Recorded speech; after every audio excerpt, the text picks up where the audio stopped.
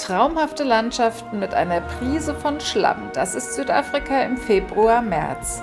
Seid herzlich willkommen, wir sind Yvonne und René und seit Anfang 21 unterwegs, um besonders Afrika, aber dann auch den Rest der Welt mit dem eigenen Fahrzeug und der eigenen Geschwindigkeit zu bereisen. Kommt mit und begleitet uns. Oh Scheiße, Yvonne, rein. Wussten, wir haben ein Problem. Die sind rund ums Auto hinten am. Es ist Anfang Februar und wir haben in den letzten 2 Wochen den Kontinent zügig von Windhoek, Namibia über Botswana bis hier in den Norden Südafrikas gequert. Die Regenfälle lassen die roten Lateritböden zu einer einzigen Schlammlandschaft mutieren, was wiederum zu erhöhter Körperpflege führt, sobald man nur einen Fuß auf den Boden setzt. Um Wasser zu sparen, versuchen wir uns also mal auf Asphalt. No cash. Willst du Asphalt fahren, musst du noch dafür bezahlen. Das geht von deinem Kontingent weg.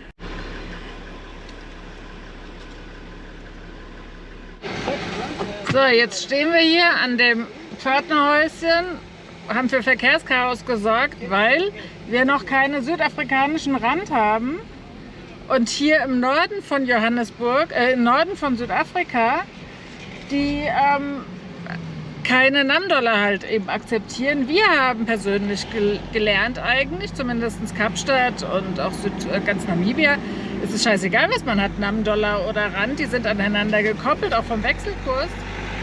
Aber hier oben im Norden von Südafrika scheint das nicht so zu sein. Ist halt doch irgendwie etwas Namibia grenznahes. Jetzt versucht René bei anderen Fahrern, Autofahrern hier was zu tauschen, aber es gibt keine willigen Tauscher. Tja, das sind die Tücken des Asphaltfahrens. Da ruht er sich jetzt wieder aus drauf. Dann mache ich mir so eine dicke Kerbe in mein Körbchen dafür. Ich mache die Therapeutin wieder an. Ich habe ein bisschen Angst gerade. Nee, man hätte ja auch, wenn man vorher auf Asphalt geblieben wäre, hätte man ja gegebenenfalls das schon vorher gemerkt und hätte sich auch Geld tauschen können, anstatt gleich auf Matschepiste wieder auszuweichen, wenn man in ein Land kommt. Man kann ja erst bei einem Land ankommen, anstatt gleich abzufahren. So, mir dann irgendwas mit Asphalt zu erzählen. Nee. That's space.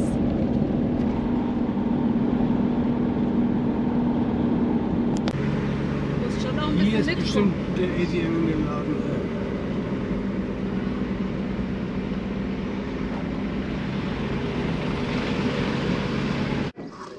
Ich gehe jetzt an den ATM und du machst den Fluchtwagen fertig. Stellst dich schon mal bereit. Die Bemerkung kommt daher, dass wir ja immer so vor der Kriminalität in Südafrika gewarnt werden. Und was ist brav, stehen sie alle mit ordentlich Abstand hintereinander da. Ich habe den Coup durchgezogen. Die Taschen voll Geld. Und jetzt, warum läuft der Wagen nicht? Mit quietschenden Reifen muss es hier weggehen.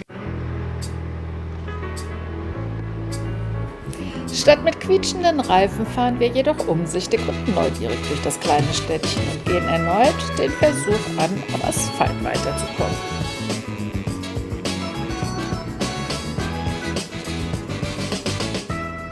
Mautstelle die zweite. Ich bin voll bewaffnet jetzt. Hi, back again.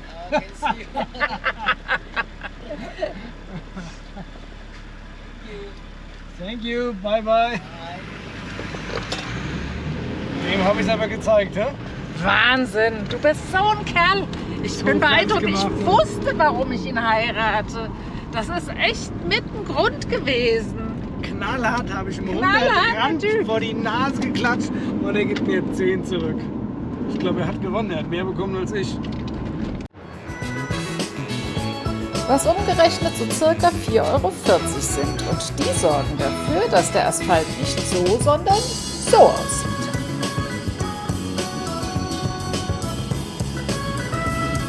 Ab geht's nach Bella Bella! Jetzt sind wir mal richtig früh dran mit Nachtplatzsuche und zwar auch gezielt. Wir haben uns hier im Overlander einen Caravan-Park rausgesucht. Klingt total banal. Das klingt so wie das in klingt USA, doof. diese Wohnwagen. Ja, genau. Aber der liegt innerhalb von einem Private Game Park. Also hier gibt es auch Tiere und angeblich sollen es sogar die Big Five geben. Sind wir mal sehr gespannt, was das gibt. Und es soll nicht so teuer sein. Ich schätze mal, wir fahren jetzt schon 2 Kilometer im Park drin, mindestens, wenn nicht sogar mehr. Und wir haben immer noch die Rezeption nicht erreicht. Ganz witzig ist das hier.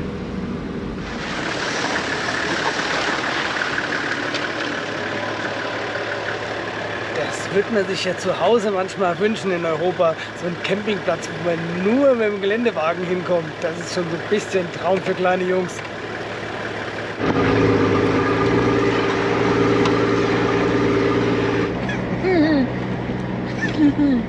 Ich habe gerade schon Spuren von meinen großen grauen Freunden gesehen. Die laufen hier nämlich frei herum.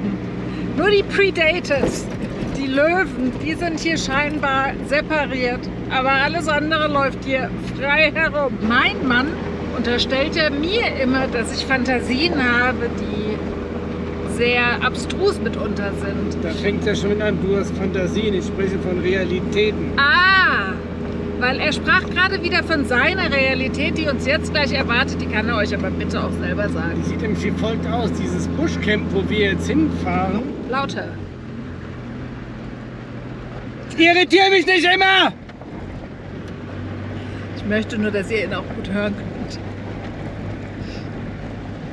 Wir sehen ja die ganze Zeit hier in den Hügeln, sehen wir überall so schöne Lodges, die dort eingebettet sind.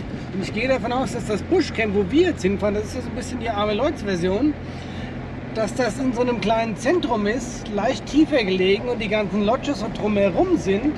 Und dann sitzen abends die ganzen Gäste mit ihren Cocktails auf ihren Verandas und gucken in diese kleine Talsenke rein, wo unser sogenanntes 4x4 Buschcamp ist. Und dann gucken die sich nämlich an, wie die Löwen und Elefanten an uns rumknabbern und unser Camp zerlegen. So irgendwie wird das wahrscheinlich ausgehen. Also, sehr vertrauenserweckend. Die Fantasien meines Mannes lassen mich bestimmt gut draußen vor meinem Auto aushalten. Wir werden es sehen. Weil eben, also hier ist ja ein Zaun direkt neben uns und da ist auch irgendwie, kann man was trinken. Da war ein bisschen dekoriert und Stühle. Wir landen jetzt hier gleich im Amphitheater. Oh, In den oh, Rängen oh, werden die Leute da sind applaudieren. Freunde von mir, René. René, das sind Freunde von mir. Hallo Freunde. Tatsächlich. Oh, fuck. Ja, aber die sind ja komplett wahrscheinlich das gewohnt. Die werden ja sehr gespannt sein. Das sagst du so. Bin ich auch entspannt? Ja, komm Schätzchen. Oh, der frisst. Oh Gott. Ich dachte, ich gehe jetzt hier gleich joggen. Oh mein Gott. Pardon, pardon, pardon. Jetzt habe ich einen großen Schrecken bekommen.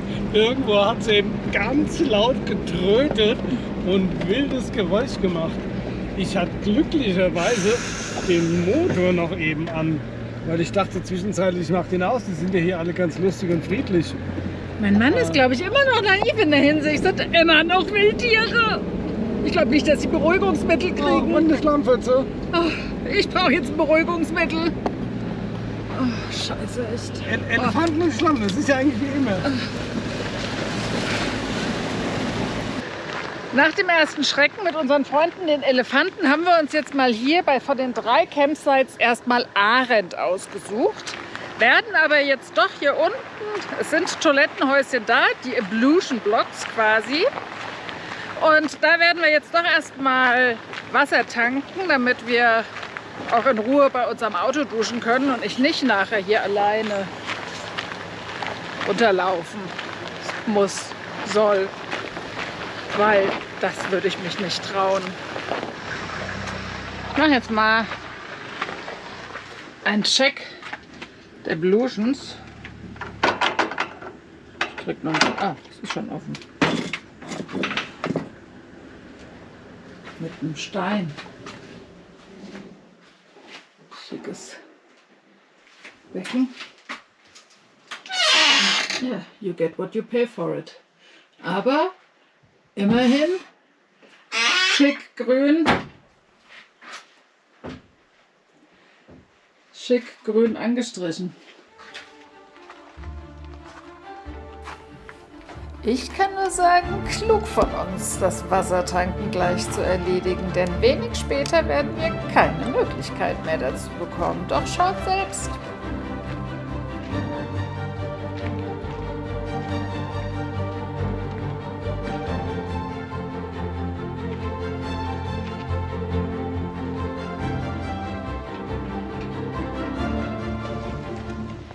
Ich finde ja, so bunte Schilder passen jetzt nicht wirklich hier irgendwie zum...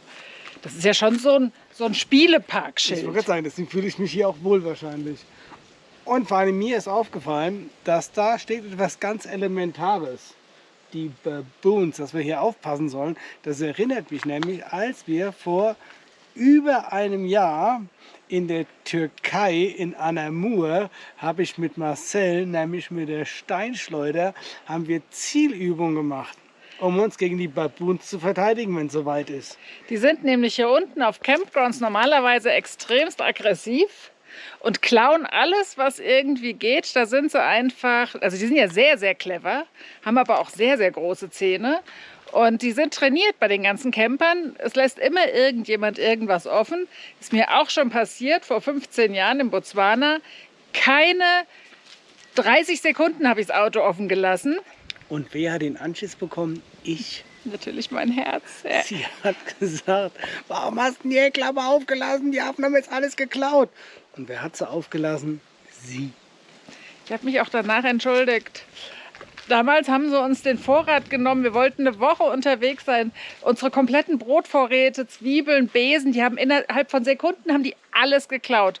Und deswegen, seitdem wissen wir, man braucht eine Steinschleuder. Ich habe immer gedacht, ich klatsche in die Hände und vertreibe sie so. Dann haben die mich nur freundlich angelächelt und haben solche Eckzähne, die männlichen. Oh. Um nochmal auf die Baboons, das heißt die Paviane, zurückzukommen, das, was wir hier machen, tödlich. Die greifen sofort rein und alles.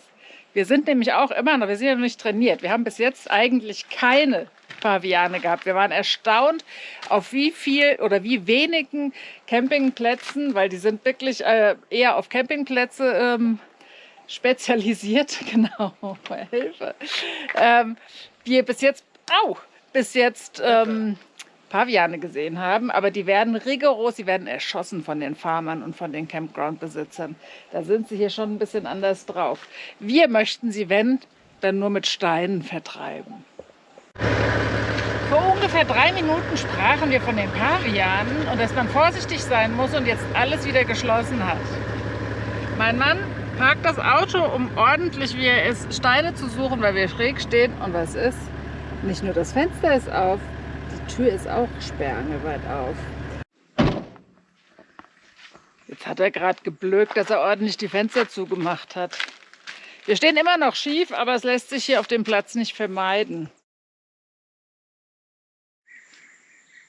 Während ich hier am Tagebuch sitze, höre ich da hinten schon wieder das Unterholz knacken die ganze Zeit. Da irgendwo in der Nähe, ich tippe mal Entfernung 200 bis 300 Meter, höre ich die Elefanten.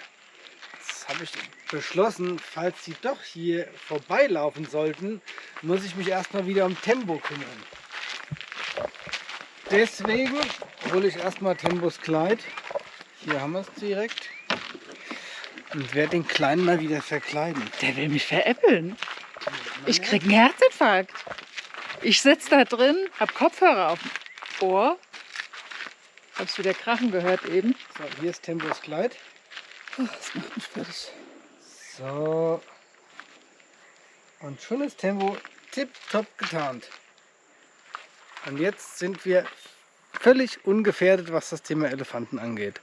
Ich kann mich wieder an mein Tagebuch setzen. Viel Spaß. Weil da hinten ist nämlich ein Gang. Wir haben aber kontrolliert, hier ist nirgendwo Elefantenäpfel, deswegen haben wir uns hier hingesetzt und gestellt. Es ist ja auch eine offizielle Campsite. Genau, auf offiziellen Campsites da kommen sie nicht. Immer alles gut. Da kommen sie nicht hin. Skorpione, keine wilden Tiere. Aber jetzt haben wir sie ja vorhin schon ziemlich nah überrascht. Ich möchte vielleicht erwähnen, das ist ja gar keine Campsite, das ist ja ein 4x4 Buschcamp nennt sich das. Das hat bestimmt einen anderen Charakter, da gibt es dann auch Tiere. Eben habe ich ganz lautes Holzbersten und Steine fallen gehört.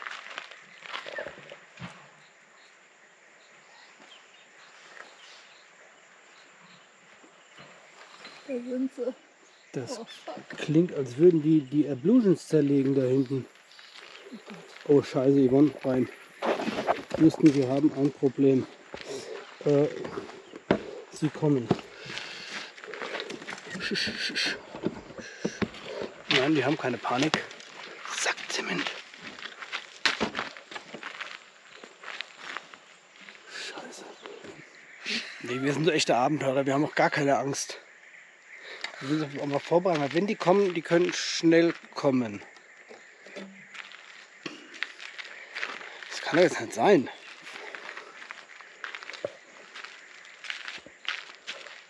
Ich weiß nicht, ob man das sehen kann. Wahrscheinlich nicht.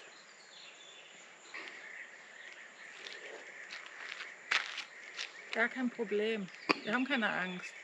Nein. Also wir sind ja hier in so einem Private Nature Reserve. Und da sind die Tiere eigentlich Menschen gewohnt. Das hat auch nie, hat keiner gewarnt oder sowas. Ich habe ja noch gefragt, ob ich hier laufen gehen kann und joggen gehen kann. Und da bin ich nicht mit entsetzten Augen angeguckt worden. Da wurde mir eigentlich nur gesagt, dass die Löwen, die sind separat eingesperrt hinterm Zaun. Alles andere wäre frei.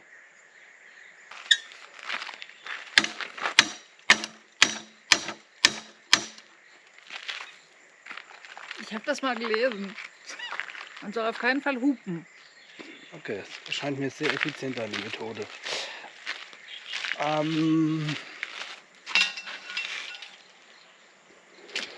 Tja, jetzt ist wieder Verhalten gefragt. Wie verhält man sich richtig? So, jetzt kommt hier das. Immerhin stehen sie und bewegen sich gerade. Ja, das klingt auch schon mal ganz erfreulich. Also ich glaube, Yvonnes Technik ist schon mal gar nicht so schlecht. Ich mach mal schnell das Auto hier drin startklar. So, dass wir hier alles kaputt machen. Und gehen Sie. So, hier drüben. Vielleicht sollte ich mal hingehen und denen mal sagen, dass das hier unser Platz ist. Genau, geh mal hin. Wir hätten ihn auch bezahlt. Genau. Das hat 185 Rand gekostet. Da kann man wohl was für erwarten. Stück für Stück kommen sie halt doch näher auch. Deswegen stellt bitte das Auto um. Lass mal halt diese Filmerei. Jetzt ist gerade mal wieder ernst. Also während wir uns jetzt hier in die Hose machen und René jetzt auch das Auto endlich mal fertig macht, gucken die schon ganz schön neugierig von hier da unten runter. Mit der GoPro sieht man sie halt einfach leider nicht. Weil die stehen wirklich da. Sobald ich Geräusche gemacht habe, haben sie gehalten. Ha! Wir haben sie in die Flucht geschlagen. Sie kommen doch nicht her.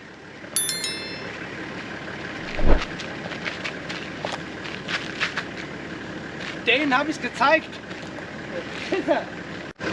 Ich habe im Moment mal die richtige Kamera geholt, damit man sie vielleicht mal besser sehen kann. Und was ist? Sie wenden sich ab und gehen.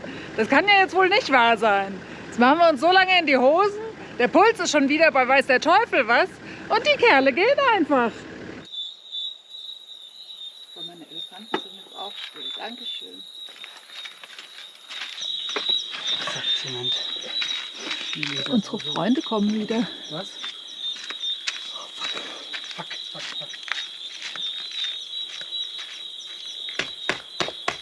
Wir lassen doch vorbeikommen. Jetzt sind wir ja an der Seite.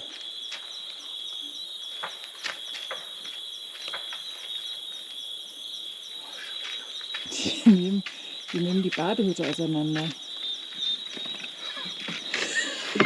Nein, ich bin nicht hektisch. Nein, wir sind nicht Ja, hektisch. ich bin total cool. Wir räumen jetzt doch mal lieber schnell den Tisch weg, weil die Kerlchen scheinen da hinten ganz schön zu randalieren.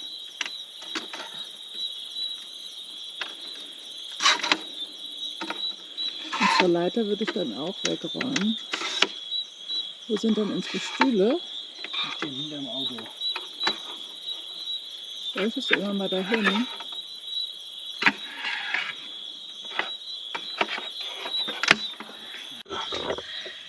komm einfach rein und mach die Tür zu. Muss man wieder Licht anmachen, genau. Der Elefant ist nicht sehr weit entfernt und mein Mann geht da draußen spazieren. Ja, der steht 50 Meter da vorne und randaliert.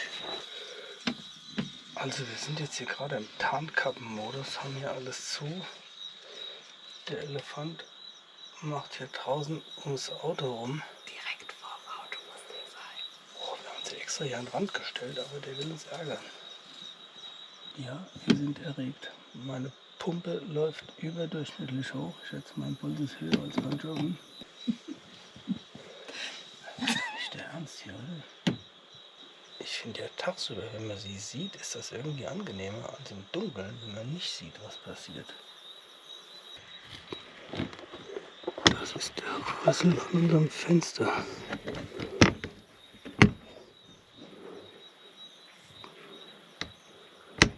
Das sind mehrere. Scheiße.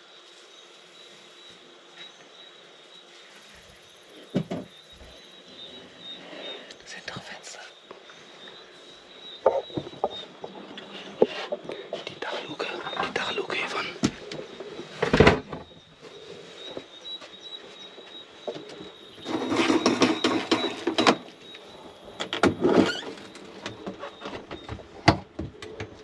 Fenster zu. Oh, Scheiße.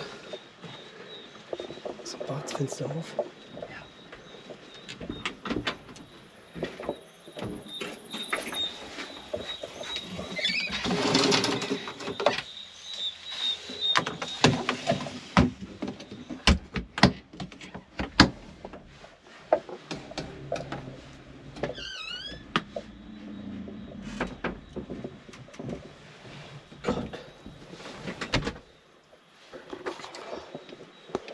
Ich mach die Kamera mal kurz aus. Die sind rund ums Auto. Hinten am Auto machen sie irgendwo an den Sandblechen. Guck mal, ein Ersatzrad hinten.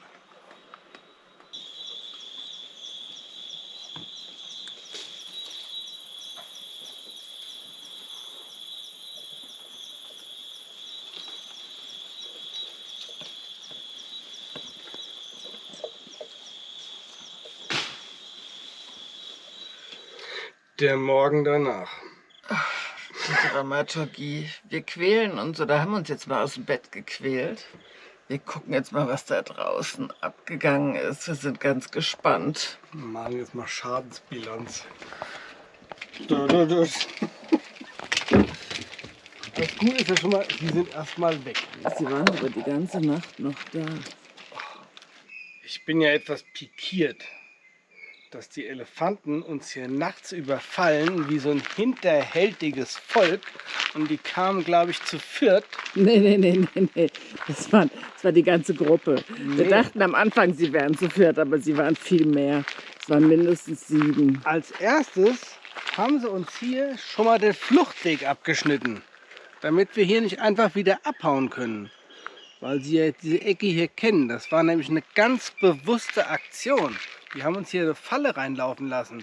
Die haben uns ja auf dem Herweg da vorne schon in so einer Kurve, haben sie uns schon beäugt, sind dann hinter uns und haben getrötet, dass ich hier hochgehuscht bin ganz schnell. Und dann haben wir uns hier nämlich hingestellt. Gemerkt, er ist ein bisschen pikiert. Ja, ich bin ein bisschen verärgert. Als nächstes haben sie Tempo enttarnt. Und ich glaube, das ist das zentrale Problem. Alle Fenster waren verrammelt. Oh, und Die da haben wird wir mir ganz schnell schlecht, da waren wir noch gar nicht in der Ecke. Die Fenster haben wir zum Glück alle gleich zugemacht, weil die hätten sie uns auch abgerissen. Die haben wir die ganze Zeit hier draußen rumgemacht. Und jetzt kommt das traurigste Thema. Oh Mann. Ungefähr ein Jahr lang kämpfe ich für komfortable Campingstühle, die in meine Kiste reinpassen. Aber er hat sie nicht weggeräumt gestern Abend. Und jetzt, nach 2 Wochen Nutzung, kommen die hinterhältigen Elefanten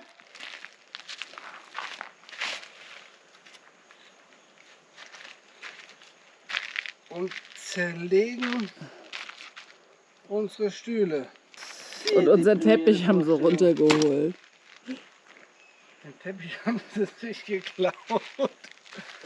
Die wollten bestimmt nur Yoga machen. Was auch so, wo ich ein bisschen Angst hatte, wir haben nämlich gestern Abend hier alles an dieser Kette rumgemacht. Und an der Kette lässt sich ja irgendwie auch gut ziehen. Das Auto hat echt dolle gewackelt. Die waren wirklich, die haben also... Die schupperten die ganze Zeit. Der René hat die Tür von hinten. Das war total witzig. Oh, ich muss aufhören. Die waren hier draußen, die Tür war nicht abgeschlossen. Und die machten ja hier alles rum. Man hört das dann drin so schön. Genau, das hat man total gehört. Und René hat hinten drin gestanden und hat den Griff festgehalten, damit sie die Tür nicht aufmachen können.